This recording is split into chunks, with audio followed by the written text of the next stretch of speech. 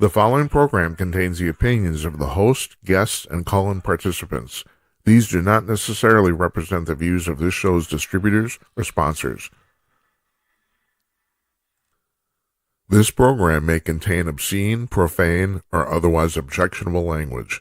Viewer discretion is advised.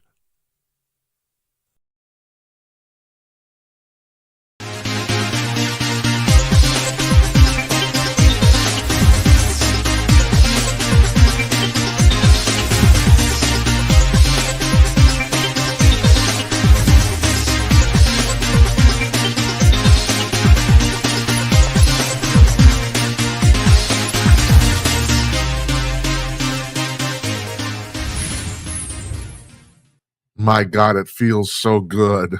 Coming to you from Minneapolis, Minnesota, everybody, and coming to you cordless. It's Wednesday night, August 20th, 2025. I am Jim Peters. Welcome to another edition of Jim Peters Tonight. If you're keeping score at home, and you should because there'll be a test, this is show number 267. And who's our guest tonight? Our old friend, Bigfoot investigator and bail bondsman extraordinaire, Larry Newman's joining us. So I'm looking forward to talking to him. Now, this is our last show before the Labor Day break. We're taking a week off. Actually, it's going to be a week and a half. It's actually 12 days nonstop. We're coming back, and I'm gonna read this to you. We're already booking guests for September. And our guests on Tuesday, September 2nd, when we return, are Jerry Nadler, and he's written two books called Tiny Blunders and Big Disasters, and they're really fascinating. They're books about history, about people who made small mistakes that ended up blowing up into catastrophic stuff. It's really cool. I bought one of these books even before I knew who this guy was, or even before I just bought it for my own entertainment value. He has a second volume out now, too. We're going to talk to him. Second volume, I think, came out this month, if I'm right. And also on that show, Scott Walter. And he's written a book called Arabella, the Dark Money Network of Leftist Billionaires Secretly Transforming America. And that's referring to Arabella Advisors, which is a one of these NGO, small, obscure organizations that apparently is like when people talk about the globalist elite, this is what they're talking about. And that's what he wrote about. And of course, and I've talked about this previously, starting in September, most of our shows, we will have two guests instead of one. So I will be going crazy. And why not? It's like, I got a birthday coming up about a month. Might as well be nuts, So anyway, yeah. So we're taking a week off. I happen to have lunch with an old friend of mine today in Wayzata, Minnesota. If you're familiar with the Twin Cities area, Wayzata is west of downtown Minneapolis, and it's basically a little resort town on Lake Minnetonka, which of course made famous by Prince. But Lake Minnetonka is, I think, in the land of 10,000 lakes, and actually 15,000. I think it's the second largest lake in the state of Minnesota, and we eat at the Cove there, and it's beautiful. I gotta admit, my friend has good taste, man. We had a good time. It's like I'm getting out. It's good, probably good that I'm getting out. And speaking of getting out, I tell you what, I'm gonna play a 12-second bumper, and we're gonna put Larry Newman on. How's that sound? Here goes.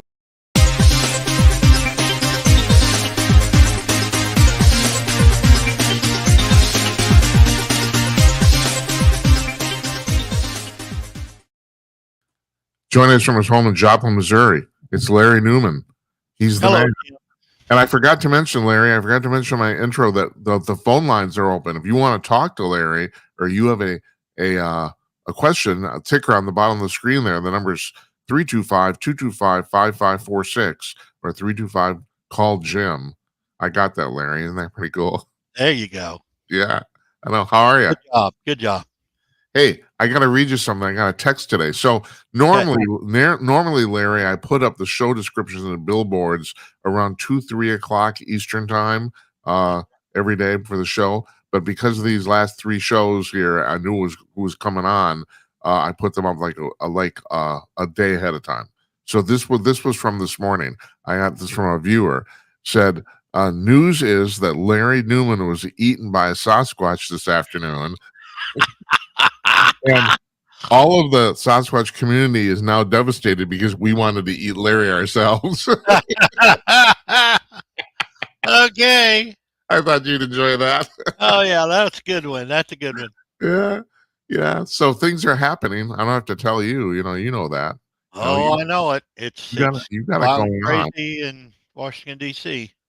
Yeah, so this is I mean, we know this, but this is still now being confirmed by numbers about the fact that this got lost on the news even before the election last year. Around last summer, for the first time ever, there were more registered Republicans in the United States than Democrats for the first time ever measured. I mean, it goes back. The measuring goes back about 35 years. But Yeah. yeah, now there are companies looking at the numbers of registered voters for the 2030 census, and the the Democratic Party is losing people on a monthly basis. I mean, they're saying at this point it's so many that they're not going to be able to recover from this.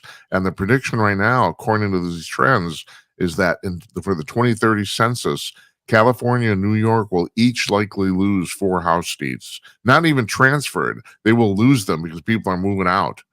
You know, Yes. they can't. This is not good. I could say it's not good for them, but I guess it's probably good for us, huh? Well, yes, it's good for the country. And the one cautionary thing I would say is when you look at trends, long range trends, one thing that I can guarantee you about a long range forecast is that it will change. So it looks great, and we want it to look great. That's fine. And as long as the Democrats are still being, as JD Vance said today, as long as they're still saying crazy stuff and stupid stuff, then they're not going to be able to go anywhere. Larry, honest to God, do they know at this point how not to say crazy and stupid stuff? No, they No, they they don't. don't. They don't. And you feel sorry for them almost. Um, but it look at it like a game, okay? And Trump has taken the ball and has closed the gap around their defense to the point to where they cannot break through the wall. Yeah. Nothing they can do because he has taken not only the Republican stand on things, he's taken the centrist stand on things and has left the Democrats with only the stupid, crazy stuff to fight for. Yeah. That's Well, all they got left. they hate him so much that it's Well, like yeah. they would rather be pro crime than help Trump out. One man has outsmarted the entire bunch. Yeah, yeah, it's really true. And not only that, even with trolling, I mean, he's it's pretty obvious now he's been setting this stuff up. So if they're going to be against him, they have to be against positive stuff, which is like absurd. But they fall for it.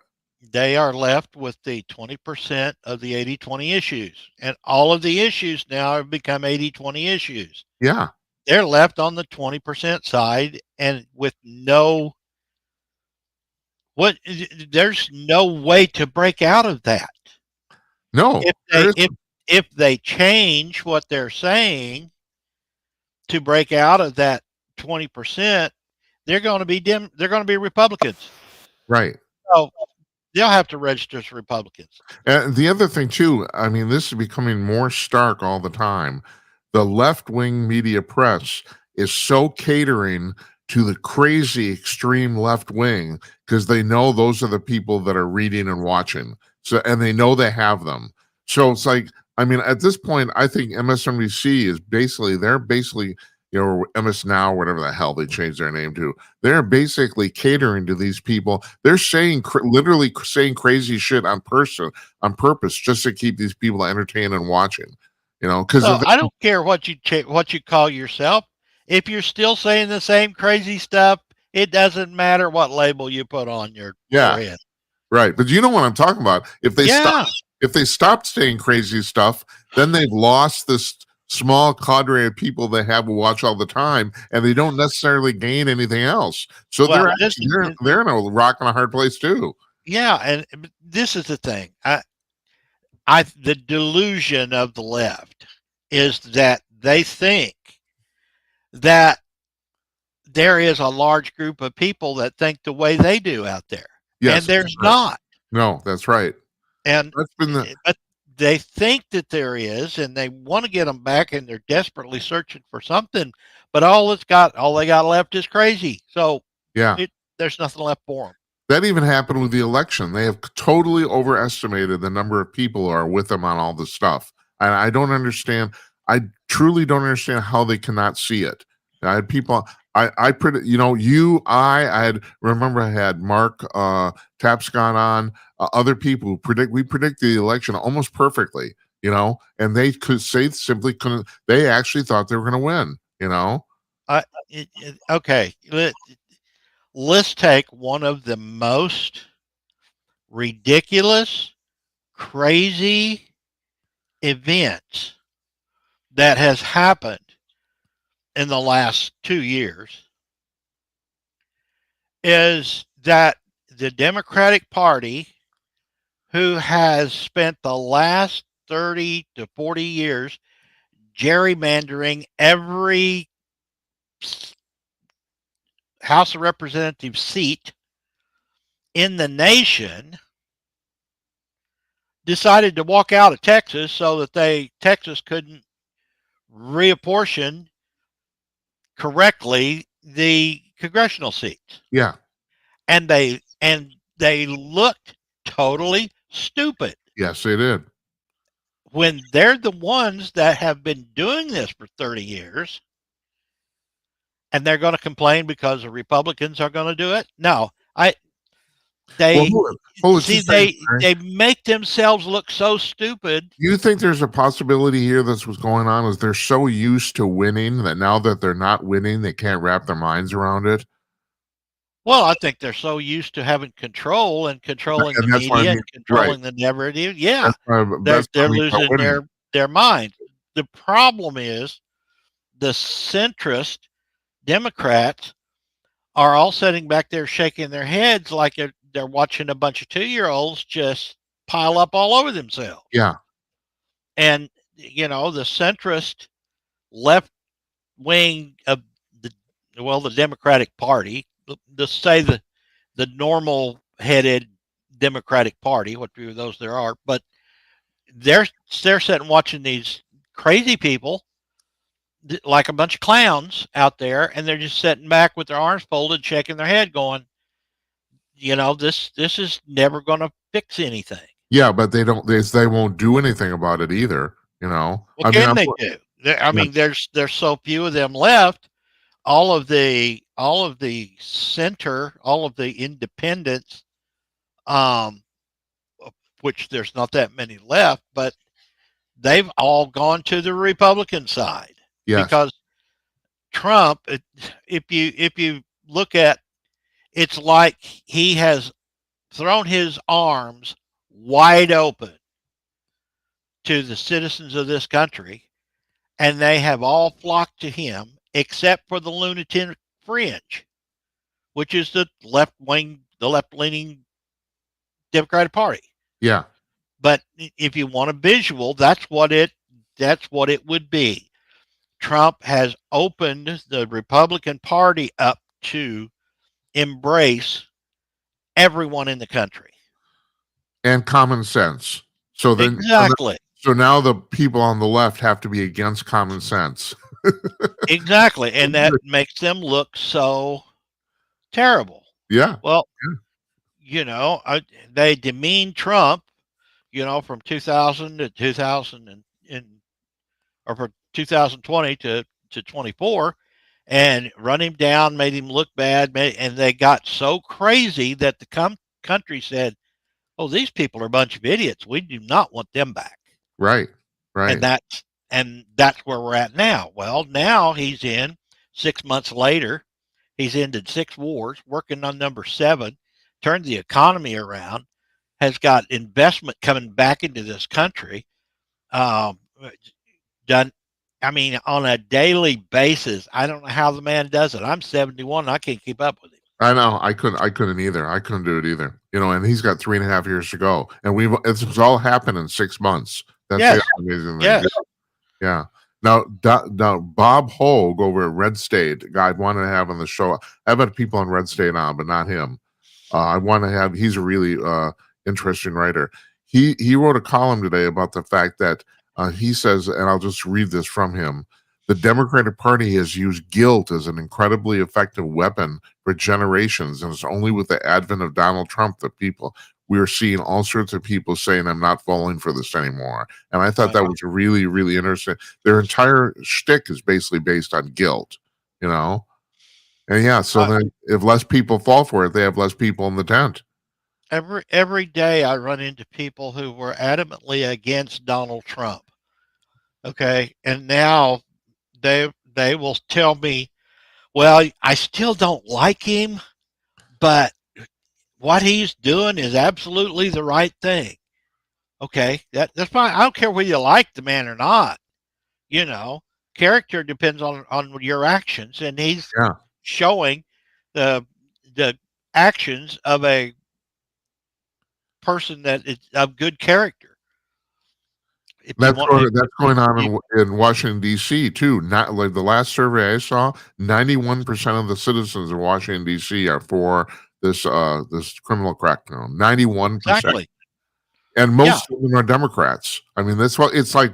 It's maybe the single most Democrat city in America. You know, but nope, 90% of the residents there are for what Trump is doing. Yeah. So who are these idiots that are up there jumping up and down, screaming and hollering that this is terrible? Well, the other thing is this: they're still being overly represented in the press. The press hates Donald Trump for whatever reason. And, you know, I mean, I think people are going to write books about that years and years from now. Why the press is like, they cannot wrap their mind around this guy in any positive manner. None.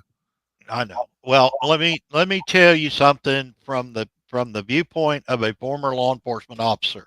Okay. When the prosecutor and the judges will not prosecute or put people in jail for committing a crime, law enforcement throws up their hands and says, why are we doing this? Right. And so therefore a lot of crimes in the middle don't even get reported. They still happen. They're still happening. Yeah. But they don't get reported because the police officers say, why should I waste my time making a report and send this for prosecutor? Right. He's not even going to file it. Okay. Right. So that means that the numbers come down of reported crimes because the cops aren't reporting them. Has nothing to do with whether crime's actually coming down. So now you have crime statistics showing, some people are showing, saying, let's look at this, that crime is down in Washington, D.C., and 91% of the residents are saying, well, you all are crazy because it's not coming down. Right. That's right. It doesn't matter what the numbers say. That's why. That's what happens. Even here in the center of the country, I've seen that. I got to ask you, I've never asked you this before. Did you ever work with, actually know some of these liberal judges? Because I literally can't understand where they're coming from. I don't understand what's going on in their heads. The judges in my part of the country are conservative judges. This is how the criminal justice system works. The local judge gets the case. The local judge wants to throw the book at these people and send them away for committing serious crimes. But the rules for the local judges are orchestrated by the state Supreme Court judges. They set up the rules by which the local judges have to follow. In Missouri, we have what's called the Missouri Plan, and everybody thought this was great. The Supreme Court judges in Missouri are selected by the Missouri Bar Association. Oh, yeah, right. That's right. Okay, and sent to the governor. If it's a crappy nominee, the governor can send it back. But then the governor throws up his hand and says, they're just going to send me one that's worse. Right. So we have 9 justices in the state of Missouri, and they're all flaming left-wing liberals. And then, correct me if I'm wrong, Missouri is not the only state that does this, right? Indiana Right. Indiana did it. They're already trying to change it back to the way it used to be. Yeah. Okay. Because it was touted as a great thing. Well, it's not. It's terrible. But that's where when in a state in state of Missouri where 75% of the legislators are Republican, and every one of the elected state officials are Republicans, we have a left wing Democratic fanatic Supreme Court making the rules for the local judges. And the local judges have told me, Larry, I can't, these are the rules that we're told we have to follow. If I don't like it, then I lose my pension, I get disbarred, I get thrown off the And bench. you're probably going to get overturned anyway. So, Yeah, right. and so Good point. and so they don't have a choice, and they don't like that, you know, Yeah. because a child molester that's proven and admitted child molester needs to go to prison, but Right. they can't even do that. Yeah. See, that's the Give thing. him probation and put him back out on the street. Yeah. I That's the understand. rules now. Okay, this white collar crime, fine. But yeah, people, child molesters, serial murderers, these people literally, some of them are just being let out. It's unbelievable. Exactly. Exactly. But the George Soros organizations have infiltrated the judges' organizations. Judges have meetings regionally, nationally. They have continuing education, just like every other professional license.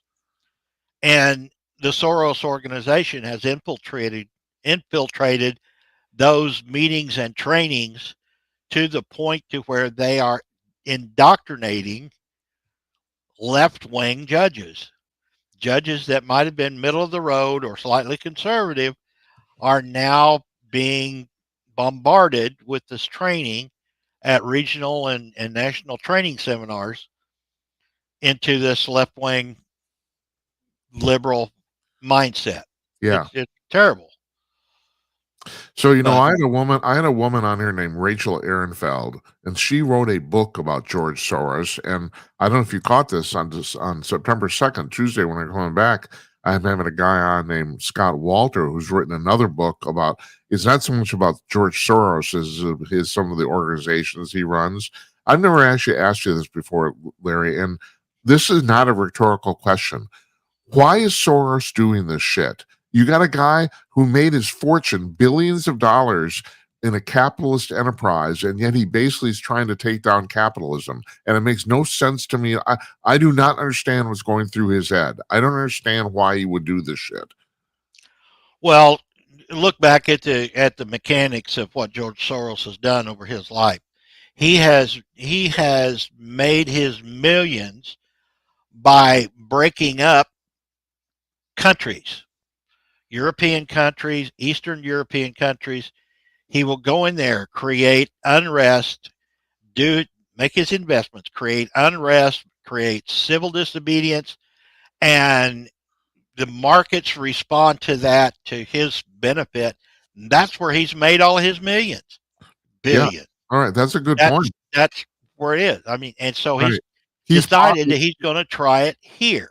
he's profiting from the unrest, in other words, what you're saying. Correct. Literally profiting. Right. Right. And the thing about it is some of the news media are finally admitting the fact that these anti-government protests that are going on all across the country, these people are paid. Yeah. They go Right. from town to town. They get paid Right. by Soros organization to show up and protest and throw bricks that are left on a pallet underneath the bridge for the purpose of civil unrest. Well, also the purpose in those specific protests is to give the impression to the American public that there's more people that are supporting this issue than actually are. I mean, that's at this point, this has become the whole point of protesting in America. You're trying to create the impression through visual images that there's more people don't think the way I do. Well, that's not really true because, like you said, they're literally getting paid to do it. They're actors. Correct. Crazy. You can take 20 people out on the street and you can record that digitally in such a way as to make it look like that there's a large crowd, Right. and that's what they depend on. They it's like making a movie. Okay, Yeah. make Exactly. they make those videos to look like there's a large crowd when there's a dozen people there, and We those dozen people are all paid. They're paid actors. and we are very quickly approaching the point in America where there's virtually no visual imagery is believable anymore. I mean, it's like at this point Correct. you can fake anything. It's like the same thing. I talk about the UFO issue, and people say, "Where's the proof?" Well, if you took a picture of a gray alien coming out of a spaceship and you actually took it and it was real, nobody would believe it. Everyone just assume it's an AI dummy. It's the same with Well, and I I am not a fan of AI. I see too much that can go wrong with yeah, AI, and right. I think we've already starting to hear about and see Yeah. AI causing all kinds of problems. Yeah. And there is no such thing as artificial intelligence because everything that computer spits out has to be put in there by someone somewhere. Artificial intelligence, what they're calling artificial intelligence, is only a larger scan of information that are put into computers all across the world. That's how that works. Yeah. So then the computer goes through all of it, and they take the sites and the originations that are most uh, believable or most Plausible. plausible, and that's what they spit out as being AI. And it's still, everything is still what somebody has typed in and entered into a computer somewhere and got on the web. Yeah.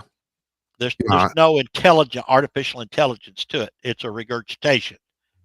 Well, I'm not gonna argue real fine points with you. I have a lot of people on the show come on here and talk about this, about the fact that uh that technically, because the AI can actually filter through the information quickly and make some decisions about it, that technically it's intelligent. But you're basically right about the gist of the fact that it's basically just regurgitating everything that's ever been posted on the web ever.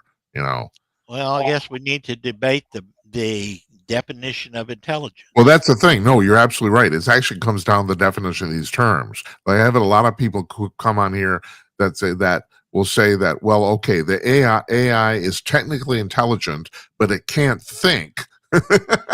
so, so it depends on how you define these terms. You're absolutely right. Only going to spit out what somebody put into it. Yeah.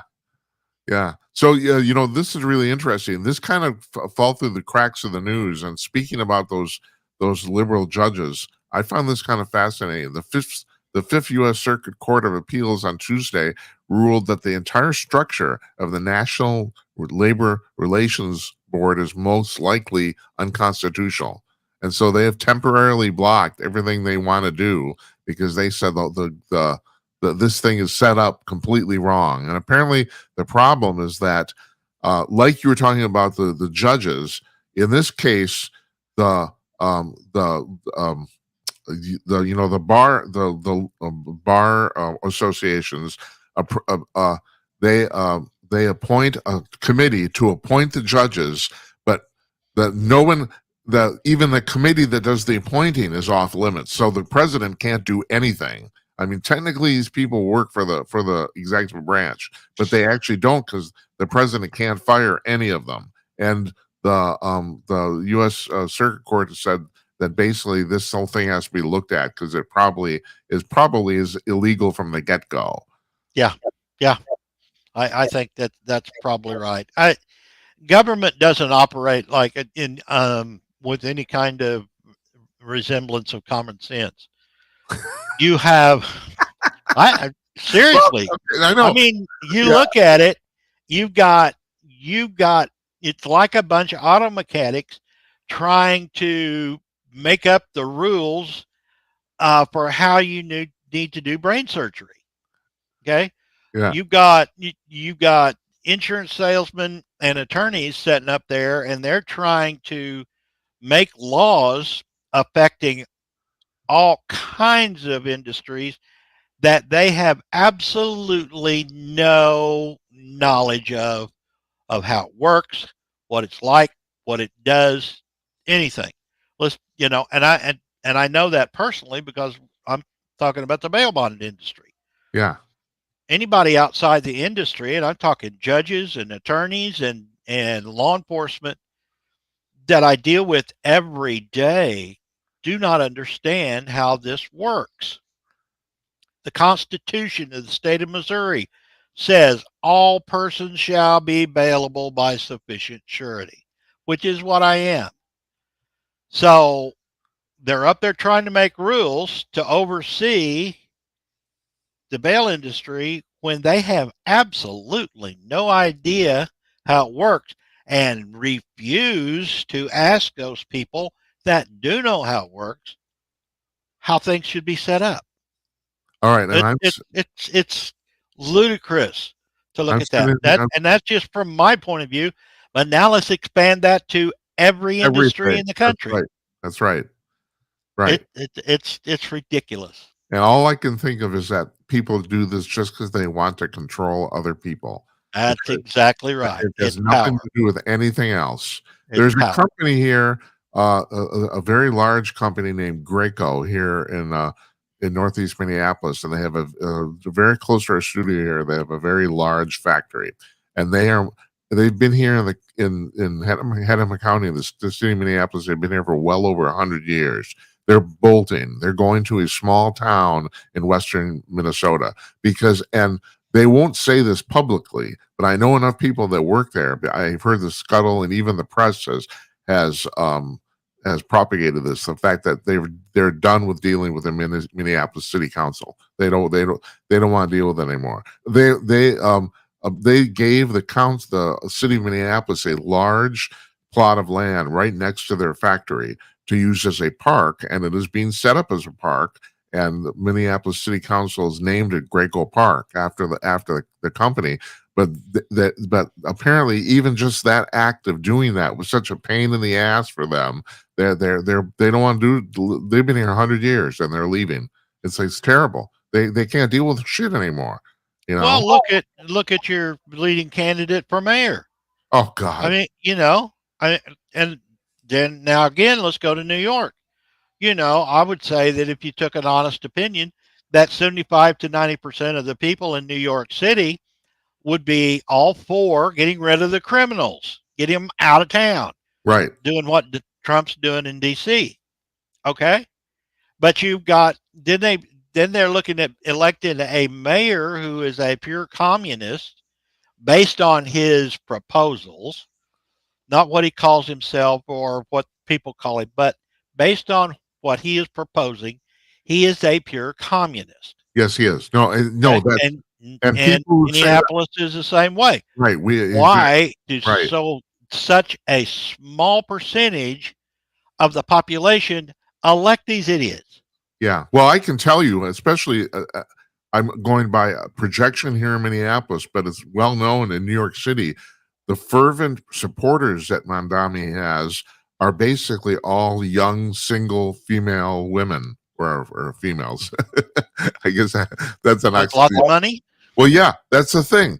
So I had a Sal Litvak, a movie producer, on last night, and he had a really interesting observation here. I thought this was really interesting. He said, you look at historically, wisdom in the world has been vertically oriented. People have always basically referred to the elders as for wisdom and guidance. But he said, for the first time ever, we have a generation that looks horizontally because of social media. They don't listen to their elders, they listen to each other, and they're all crazy. So because of that, it becomes a giant. And I thought, well, that's a really interesting way to look at this. But Mamdani in New York City, his support is almost entirely single females, and they're fervently for him. They think all this socialist stuff is fantastic, So you have a small voting block that's extremely energized, and that's what drives this thing. I'm assuming the same thing's happening here in Minneapolis too.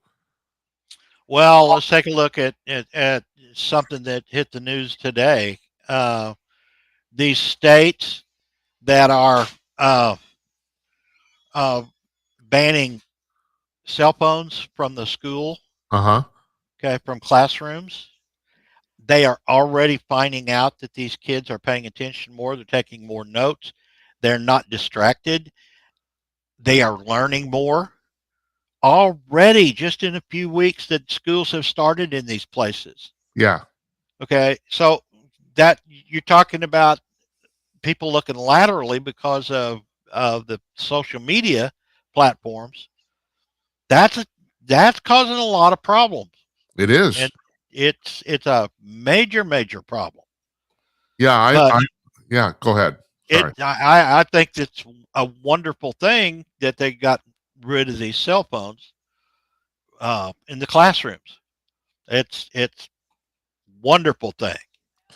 I've been saying for a long time, I think on balance, social media has done more harm than good. I mean, there is some positive aspects for it, but I think I also think that this is going to be a generational thing. I think 25 to 30 years from now, it's like disco, it'll never go away, but I think it will start losing its prominence. It's relatively novel right now. And I think that's the reason I people think you're right.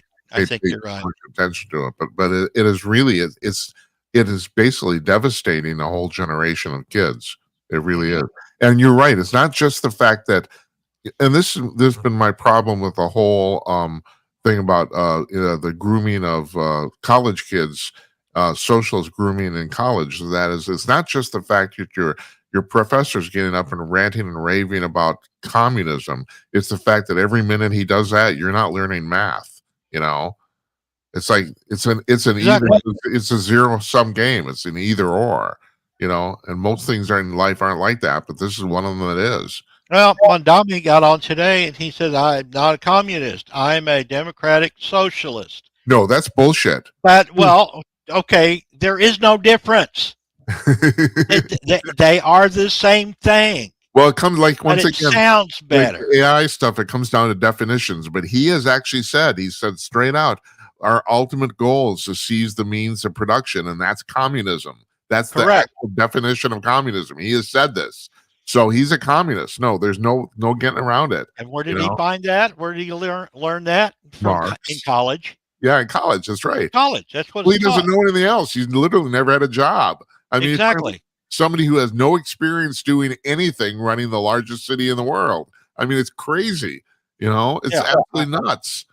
Yeah. It's going to be totally out to lunch. So we were talking about this before we went on the air here about the fact that you know, I that here our little show, we've had problems on YouTube because I keep talking about the fact that I don't believe in climate change. You know, and the social Right. justice warriors over there, they don't like that. They keep flagging me. So Trump came out again today against wind power. You know, and he doesn't like solar either. I'm okay with a solar. I'm not, you know, I don't think it's the best thing, but I don't think the solar is necessarily bad, but the wind power is complete bullshit. It's just it's total crap. It really is. Well, let's deal with solar first. Okay, solar panels work 8 hours a day if it's not cloudy until they break down, and then you have to throw them away and put new ones up. So you're not generating that much electricity. Um, you've got landfills filling up with broken panels Yeah. because they can't be redone.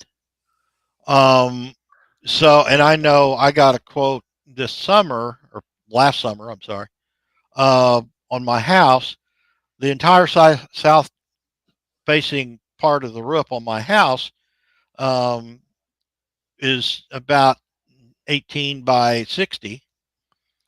And so I got a quote on putting uh, the solar panels on the roof. That would work because they're on the right side of the house. Okay. Right. So with the cost and everything else, and then I find out that at their peak, they're only going to generate about a third of the electricity that I would use for my residence, which is not that high.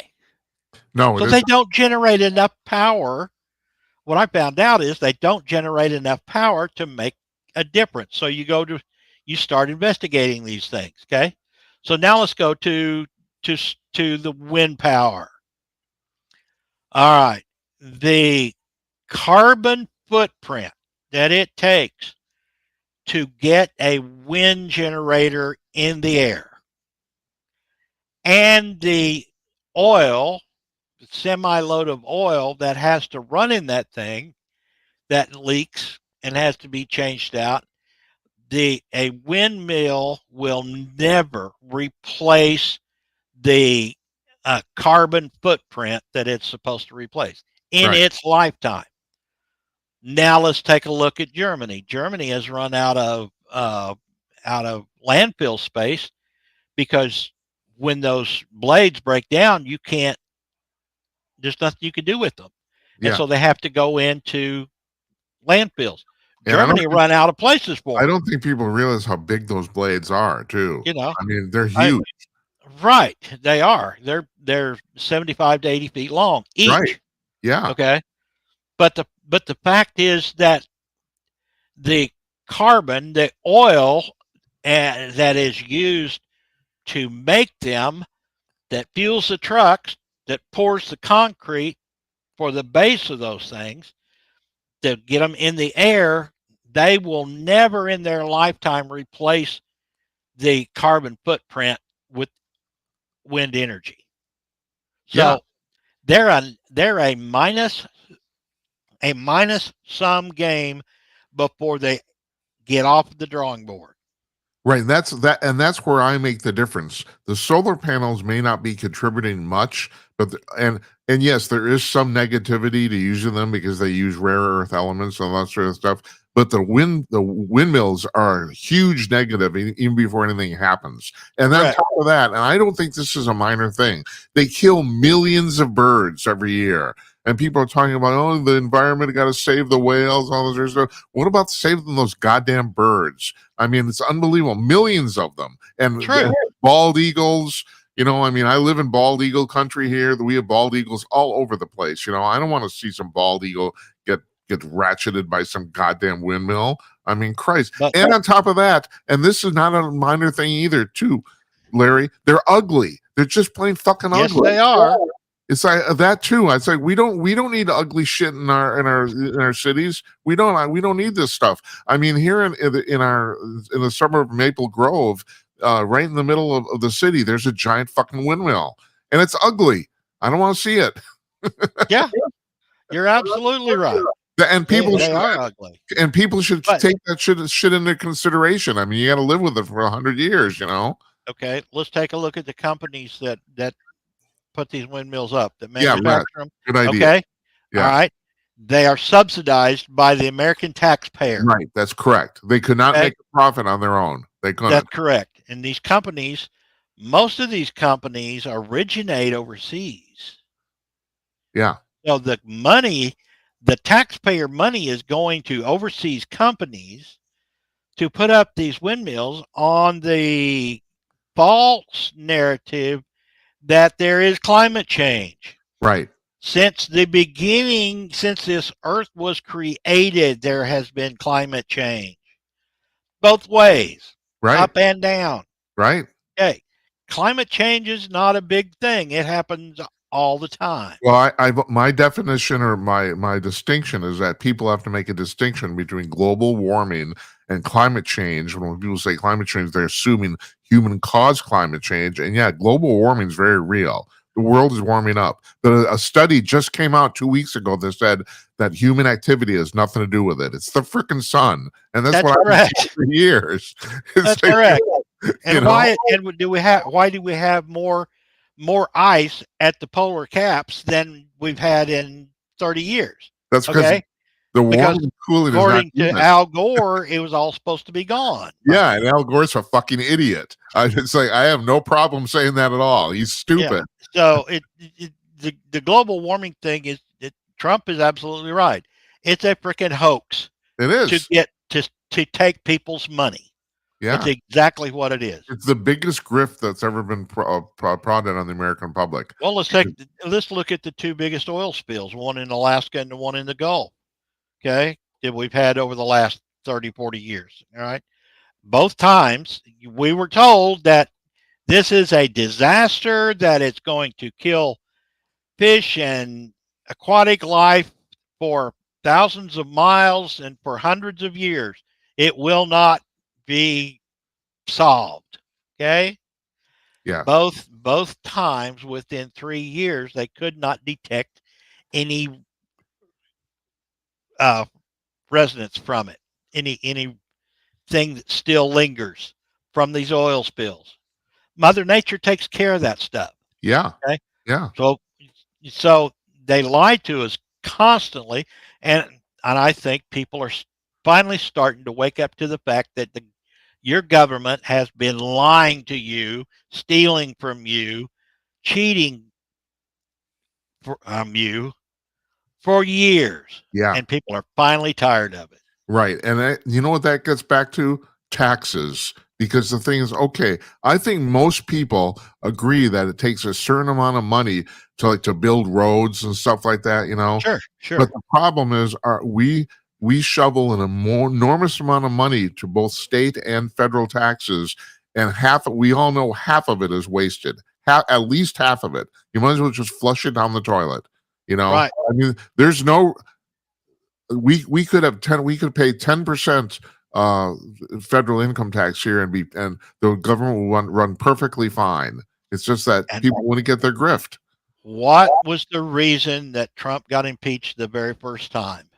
Is because he threatened to expose Ukraine. Yeah. And all of the billions of dollars that the US taxpayers have sent to Ukraine, what was going to be the end result? Why was Trump such a threat? Because the Democrats weren't going to get that money back, filtered back to That's them right. after it was laundered. That's correct. Right. So That's what they were so afraid of. they're afraid of Trump because he could actually stop this. And the thing is, not just most of the Democrats are on board with this, and at least half the Republicans. You know, the Rhino Republicans, Mhm. they're on the grift too. So Oh, absolutely. you have 3/4 of the government that's basically there to collect more, get more money. You know, that's there. They don't care about anything at all. You know, and so Yeah. now you got a guy who's actually trying to stop this shit. And no, I mean that's one of the reasons they hate him. Although I have to say, I'm still really fascinated by people who just hate Trump just because they just don't like him. They don't like you know They don't like the things he says or tweets. right. Yeah. They don't. Yeah. You know, if you watch him at all, you'll see him, and he'll make little side jokes. You know, I mean, he's a down to earth person. He'll be in a conversation with world leaders, and he'll make a joke. You know, ha ha. They'll go on. They'll all laugh. You know, well then the news media takes that comment and makes it sound like it is the end of the world, or that he was serious, or whatever. And it just, he made a joke a couple of days ago in this big meeting about, well, maybe if he gets this stopped, he'll get into heaven, Yeah. and he kind of chuckled, and every news outlet going, oh, well, he thinks he's going to get into heaven. He is, But come on, people, it was a joke. Larry, part of the problem here is this isn't entirely politics. I've dealt with these people my entire life. I mean, I was screwed by a reporter when I was 12 years old. I'm not kidding. I will not tell the story. I know. I have too. But the one thing I know about these people after dealing with them for 50 years, they're amazingly humorless. It's like it's not just it's a certain personality that goes into this job, and those people are really freaking humorless. I don't quite understand where they're coming from or whatever, but that's the people that are attracted to that profession. So it's not even just a matter of the fact they hate Trump. They don't get the jokes. They don't. Yeah. They don't understand that it's supposed to be funny.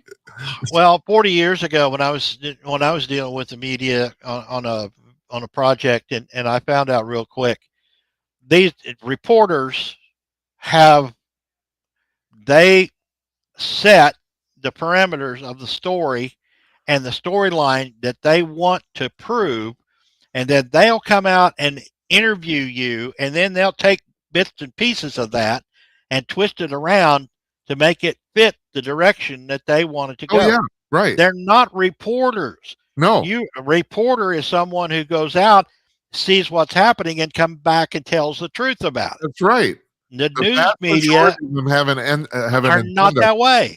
The vast majority have an agenda before they start. They know what the story's Exactly. going to They be, do. and then they go out and find the information to fit what they want to say. That's right. You know, it's unbelievable, absolutely unbelievable. So, you know, I like to end these talks, and this is really amazing. Am I just getting old, Larry? But when I emailed you to remind you about today, about the fact it seems like it was a month ago that we did this, and it seems like it was last week. Yeah, I know. So the last thing I like to do is I always go through the Bigfoot Field Research Organization reports to see what's going on. So I Yeah, don't know yeah. if you saw that for August, not only they got a large number of reports, they're like all Class A, which is like the best sightings. And Right, also, I couldn't pull out one because they were all they were either people who saw multiple Bigfoots or multiple people that saw a Bigfoot or together. right, You know? right. It's like, I'm working on one right now. Some people from Michigan were on vacation in Kansas in June, and they left their hotel room and were pulling out of the parking lot and saw one walking between two buildings, took a picture of it, sent it to me. It's, they were out in Dodge City, Kansas yeah, when they saw this. The July, I think I told you about the one on the 4th of July that people right here 20 miles from me saw one at Camp Crowder down by Neosho.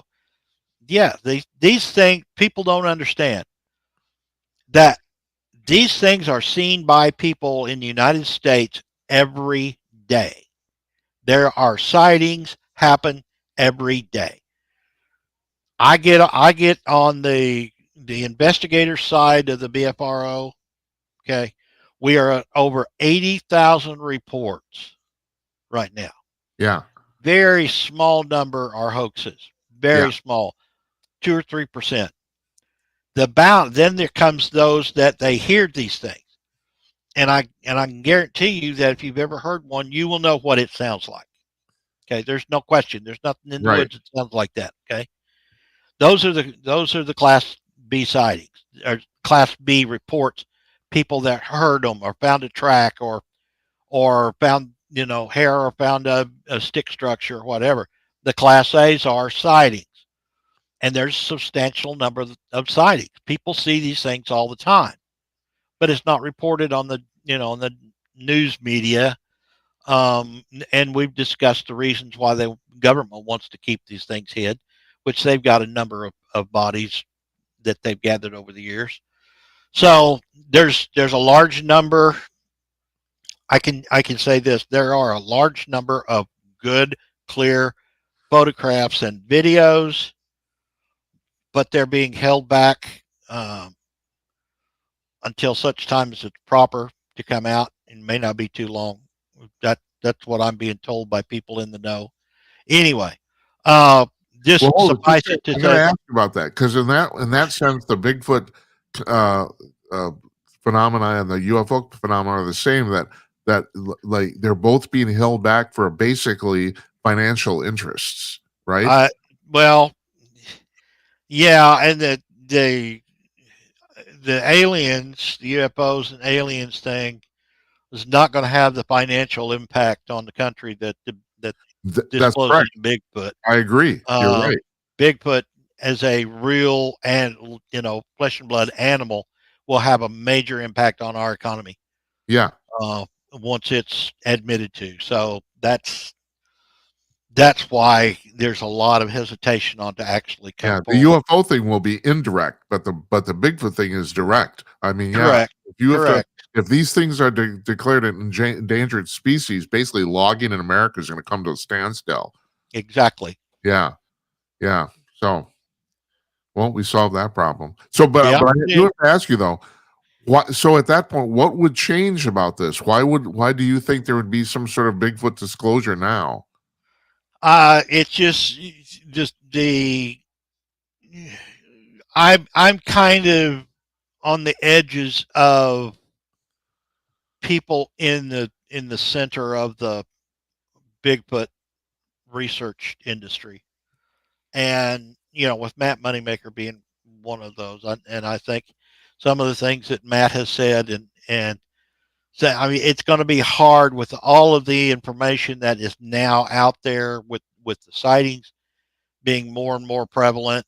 Oh, you think it's It's going going to to be? be hard to Yeah, it's going keep to be it down. undeniable at some point, is what you're Yeah, saying. it is. Yeah, and the other thing is, I mean, and maybe this is a rhetorical question, but I'm going to ask you anyway.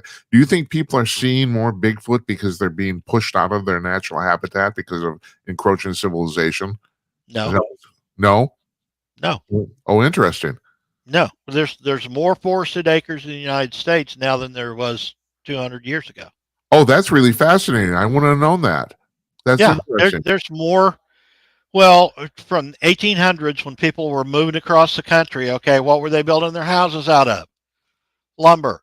They were Yeah, cutting trees. Okay, right, by the mid 1800s, they there were no very little trees. Most of the forested areas were gone because they'd been harvested for lumber, right. for building houses, homes, boats, all kinds of things.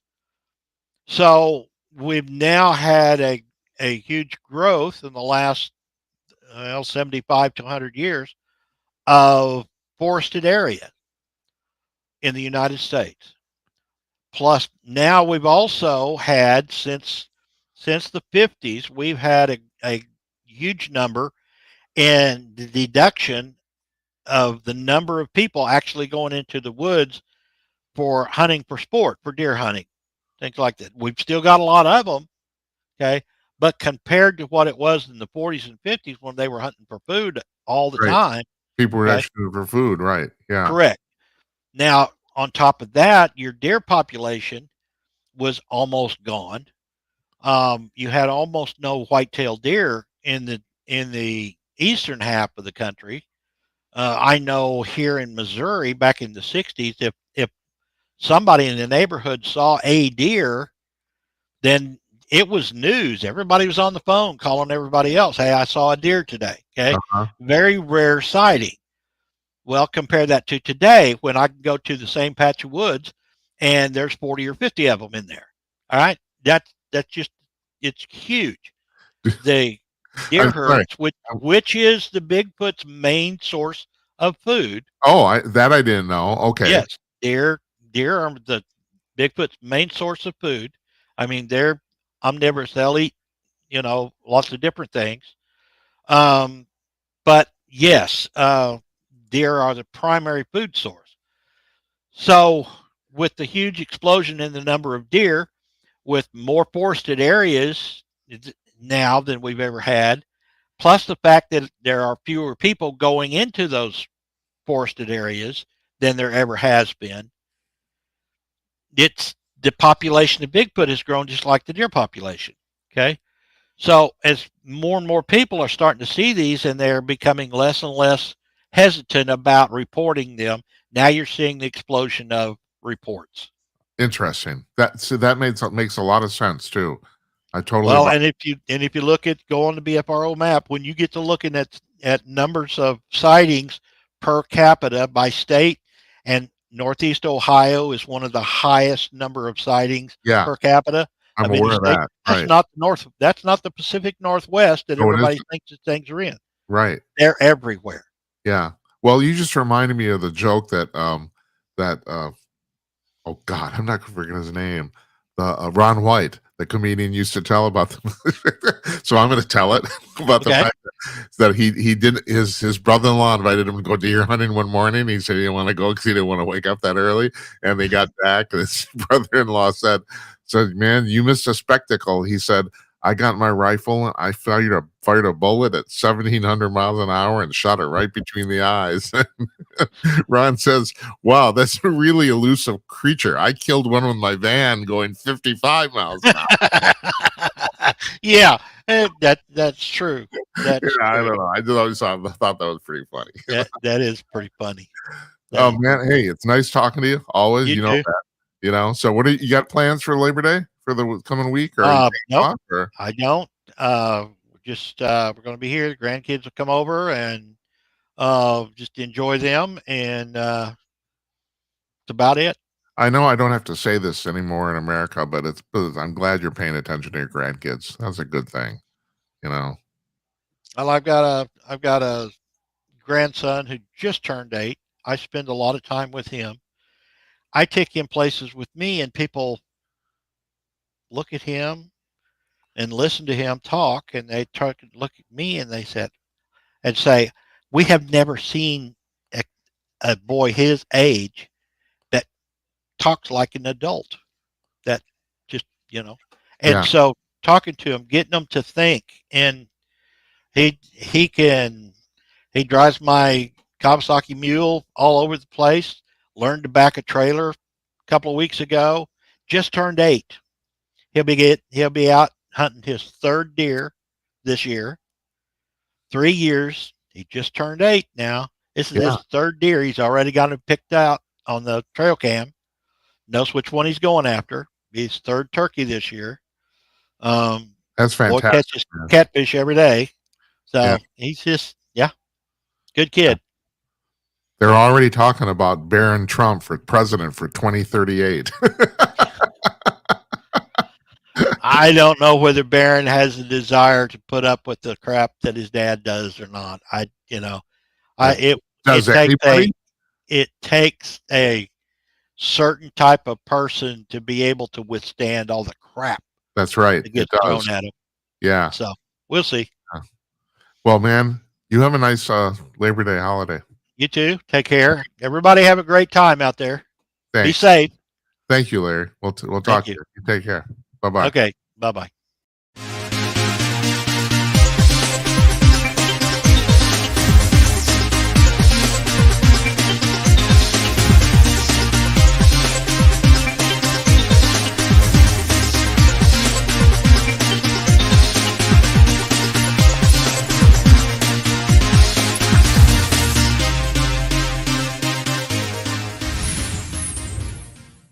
It's Larry Newman from Joplin, Missouri. Always like talking to him. He comes on once a month. And it's really true. I mean, it's just getting old, but it seems like it was last week. It's been a whole month. But yeah, I don't know. I'm talking to Don Zorro every once in a while too. He hasn't been on for a couple months now because he hasn't been able to. Too much stuff going on. But same thing with him. It's like it seems like time passes so quickly, and it's really true. Well, I mean, I suppose it's because it's relative. The older you get, we've had more time behind you, so therefore, like another year isn't that big a deal. When I look back on my 20s, when I thought, oh my God, a whole year, it's like, oh Jesus, Yeah. Well, anyway, thanks for Larry for putting up with us and entertaining us with this conversation. So Cindy Adams, I don't know if you know her. She's written a column for the New York Post for like 50 years. I mean, actually, I think the woman's in her 80s now, if I'm right.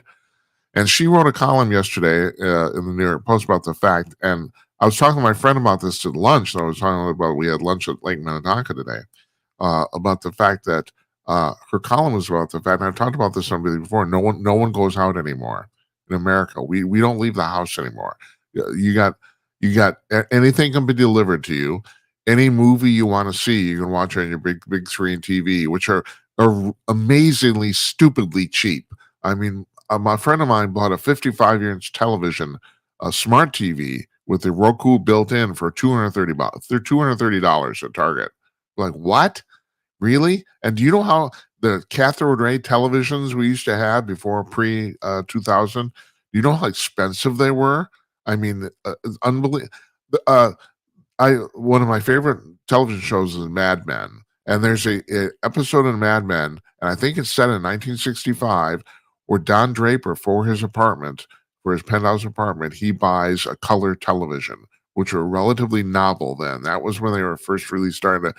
And I actually in the episode they mentioned the actual model number of that TV RCA, and I looked it up, and it was $499 in 1965 money, which would be about $4,000 today. And this television is not large. It's basically about the size of a computer monitor, right? It's a tube, one of these stupid things. It's like these televisions weren't big, and they cost a fortune. And now you can get one basically the size of your wall for like $500. It's mind-bogglingly stupid. But yeah, you don't have to leave the house to see a movie. So Sal Litvak was on last night. We're talking about his movie Guns N' Moses, and so that's going to streaming in October. And he said something that I never thought of before. And my friend at lunch today, he disagreed with me on this, but I'm going to still put out my opinion here because that's what I do. About the fact that if you have a television big enough and you're sitting close enough, it's basically the same visual ratio of a giant screen at a theater. And I maintain that. But what Sal brought up last night about the fact, well, that's not the only reason you want to go to the theater. The other half of the thrill is watching the movie with a bunch of other people. And he's got a point there. That's true. So Guns N' Moses is basically an action thriller. And so he said, you really kind of want it really helps to see with a bunch of other people to see how you all collectively react. And he's got a point, but anyway, Cindy Adams' point is that we don't, I order all sorts of stuff from Amazon. My wife does too. Now I still do all our grocery shopping, and I won't buy clothes online, but I know there's a lot of people with no problem with that. And actually, speaking of that, one of the other things I had on the rundown for tonight about the fact that the Gen Z has basically made leggings. The leggings thing. They're dead. They don't want to wear them anymore. And which the amazing thing is because I've my 30-year-old nephew and I have talked about the fact that basically leggings on women, like Lululemon stuff, it's basically you're naked. It's like those pants are so form fitting that you can basically see every crevice of your body, and there's certain crevices that maybe you shouldn't see. But yeah, Gen Z's done with that. They don't want to wear the leggings anymore, and I kind of don't blame them. That's something I'm not looking for, because okay, you can say as I'm a man, I'm pervert, but I think it's kind of gross. I don't want to see the crevices of your body. I really don't. I don't care how good or bad your body is. I don't want to see it. Unless you're going to take your pants off. That's another thing. That's a whole different deal. If you're out in public, I don't want to look at that stuff. I just don't. And so they're done with it. But yeah, there's a whole bunch of people who still will buy clothing online, and I don't understand it. I won't do it. Same with grocery shopping. My wife's cousin, she orders all her groceries from like the Super Target store. She tell you go online, you push the buttons, you tell them exactly what you want, and they bring it. Yeah, God bless. And I think it's like what does it charge? $5 or something like that. It's like God. Now I do have to comment on this though too. Now Trump has had in 6 months has had a lot of success, but one thing I think they're exaggerating that isn't true, and apparently there are the statistics that came out, and I got this from my boyfriend Bill O'Reilly, believe it or not. Because he said this and he confirmed me doing the grocery shopping for our family that grocery prices are not coming down. Matter of fact, everything they're still going up. And I was glad to see O'Reilly say this. He said his staff, and these are grand averages over the entire country. But yeah, as a general rule, and I've noticed this too here in town, grocery prices are still going up. And I do not believe this thing Kamala Harris said about the fact that it's price gouging. That's bullshit because what Harris doesn't understand is there's competition. So, you're not going to raise your prices if your competitor doesn't, because word gets out really, really quick. So no, it's not price gouging. So, but O'Reilly was saying in many instances, there's all sorts of like quote unquote excuses. Like the price of eggs is still pretty high. It's not as high as it was, but it's still pretty high. And supposedly that's because of the avian flu. And there's all sorts of stuff like that. And I don't know if that stuff's true or not. But at any rate, and O'Reilly's point was, and he's a Trump supporter, but O'Reilly's point is that at the end of the day, Trump is going to be measured on this. So he's only 6 months in, but still, at some point, he is going to be either prices are going to come down or they're not, and he will be measured primarily on that. And O'Reilly's right, he will. Now you could say he has 3 years to go, but in some ways he's only got 1 year because of the midterms. But yeah, so anyway, I was interested to see. I can't say I was glad, I was interested to see that O'Reilly's staff compiled those stats because that's what I had noticed anecdotally just doing the shopping for my family and myself. So there's this interstellar object called 3I Atlas that's entered the solar system. It's the third confirmed body that's entered the solar system from outside of the solar system. And Avi Loeb, the Harvard astronomer, he has been saying for quite a while there's a good possibility this is an artificial structure. And they have more proof of this week because it appears now that NASA's classified this thing as a comet because of the amount of light it's putting off. But Loeb is saying they've been analyzing the light, and it appears that the light is coming from inside the object. In other words, the object is generating the light.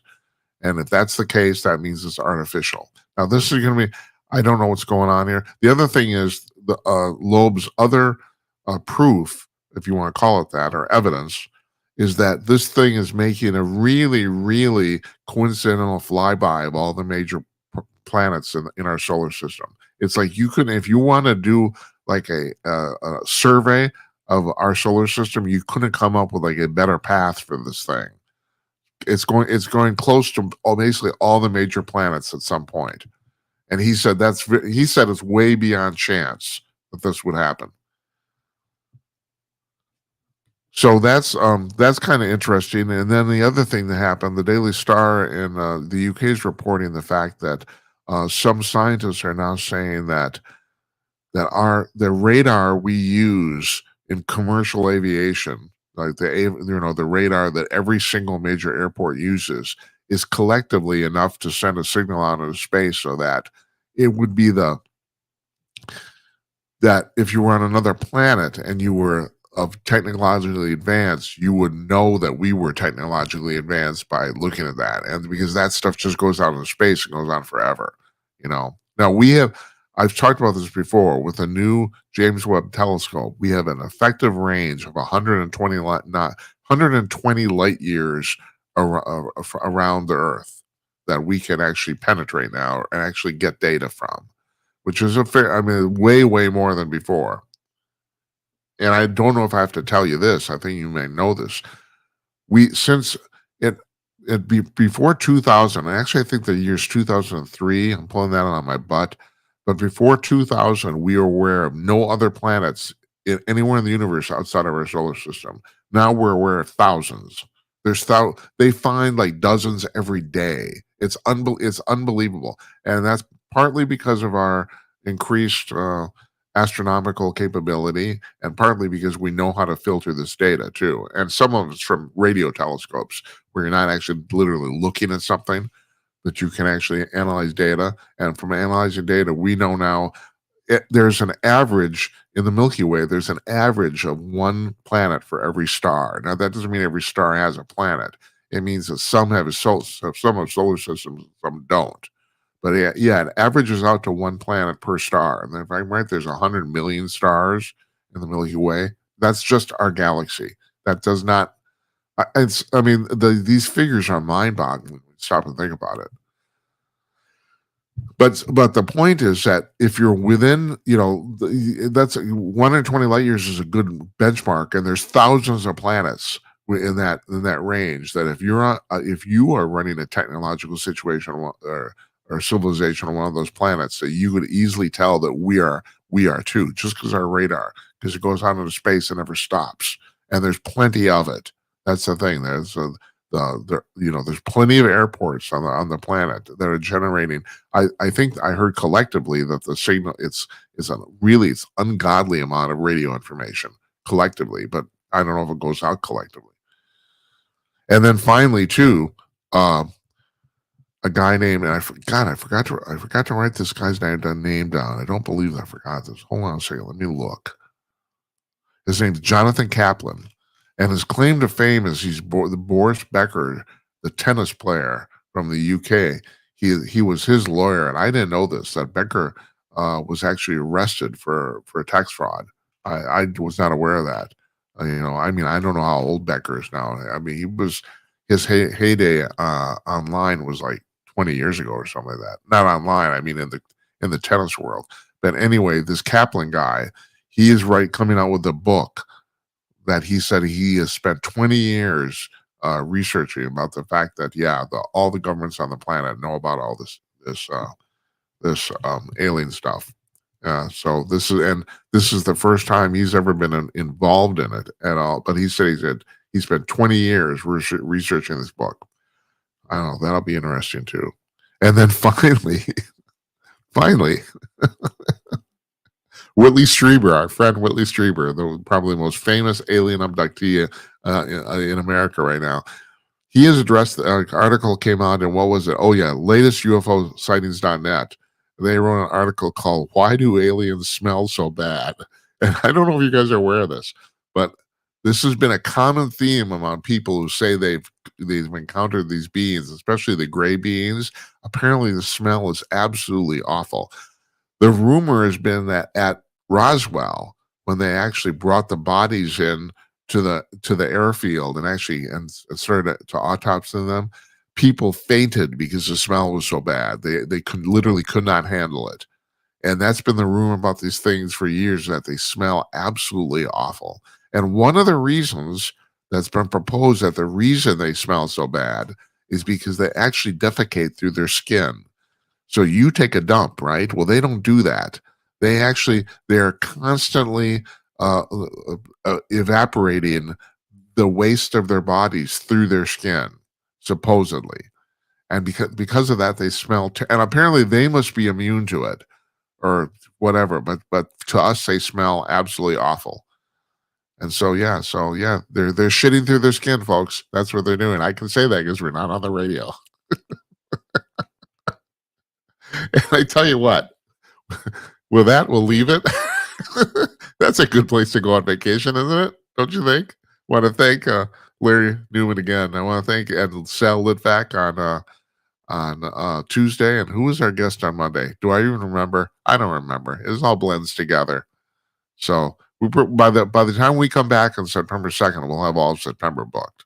So that's turning out really well right now. I gotta say, for years we've been batting way above our pay grade in terms of the guests we get on the show, and I want to thank people for doing that too. That's pretty cool. I want to thank Kimberly for helping out here. She's been really, really good at booking the show, and I appreciate her help very much. So we're off till September 2nd. So you guys have a good Labor Day. Yeah, I don't know if a lot of people take the last week of August off. I know that it's very common.